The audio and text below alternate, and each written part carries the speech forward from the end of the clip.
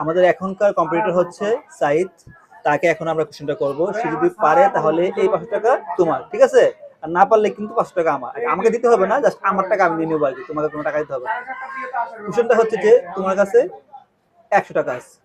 কত টাকা আছে? 100 টাকা। 100 টাকা। তোমার সময় কিন্তু 30 সেকেন্ড, মনে রাখতে হবে। তোমার কাছে আছে 100 টাকা। তোমার দুজন বন্ধু করিম রহিম।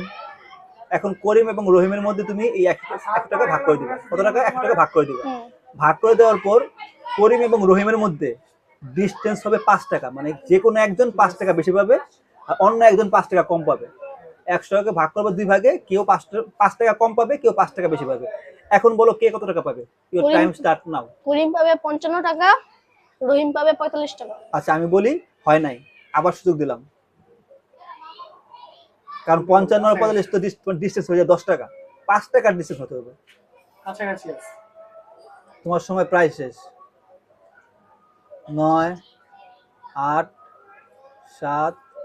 একজন পাবে করিম পাবে 55 টাকা আর রহিম পাবে 40 টাকা। তাহলে তো হলো না, তাহলে তোমার 15 টাকার ডিসটেন্স হয়ে গেল। 95 টাকা হলো। 100 টাকা সরাসরি ভাগ করতে হবে দুইটা ভাগে, এবং এই দুইটা ভাগের মধ্যে 5 টাকা ডিসটেন্স হবে। তা 55 45 তো হয় নাই। আচ্ছা তাহলে তুমি সারেন্ডার? হয় নাই। সিলিন্ডার। ওকে, আমি বলবো উত্তরটা। বলো। না বলো না। উত্তরটা লাস্টে বলবো না নাকি? আমরা কিছু প্রতিযোগী নেই। হ্যাঁ তারপরে বলবো।